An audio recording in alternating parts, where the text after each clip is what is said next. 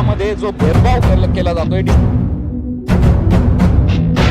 यानंतर आकडेवारी, सविस्तर आकडेवारी आमचे मित्र ॲडव्होकेट मंगेश ससाणे तुम्हाला सांगतील।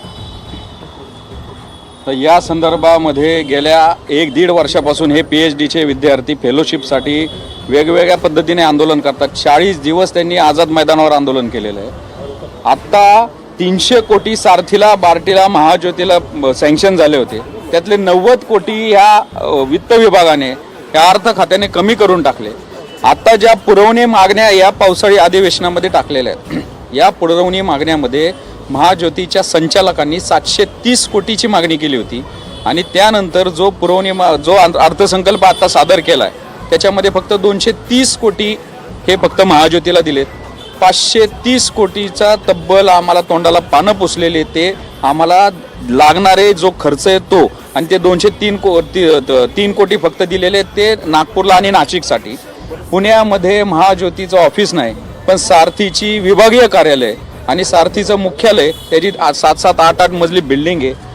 150-200 कोटीचा निधी आहे।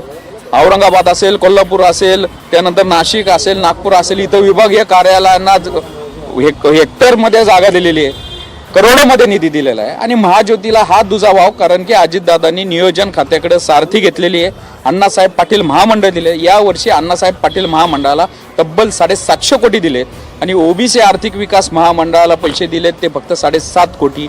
एवढा मोठा दुजाभाव ओबीसीच्या बाबतीत, आणि ओबीसी हे महाराष्ट्राच्या 55-58% लोकसंख्येमध्ये असताना महाज्योतीच्या विद्यार्थी जे अप्लाय करतात आणि सारथी पार्टीचे जे करतात, याची जर आपण प्रपोर्शन काढलं तर तब्बल 4 पट जास्त महाज्योतीचे विद्यार्थी, ओबीसीचे विद्यार्थी याच्यामध्ये कॉम्पीट करत असतात। त्यामुळे आम्हाला 4 पट निधी पण कमी पडणार आहे, पण तरी पण नुसतं म्हणायचं की जे सारथीला, बार्टीला, ते महाज्योतीला ते दिलेले पण 90 कोटी काढून घ्यायचे। एवढ्या मोठ्या प्रमाणामध्ये जो भेदभाव केला जातोय, डिस्क्रिमिनेशन केलं जाते फंडच्या बाबतीत, त्यामुळे आम्ही आता किती दिवस थांबणार। त्यामुळे या पावसाळी अधिवेशनामध्ये हा आमचा विषय जर मार्गी नाही लागला तर आमचा हा संघर्ष चालूच राहील।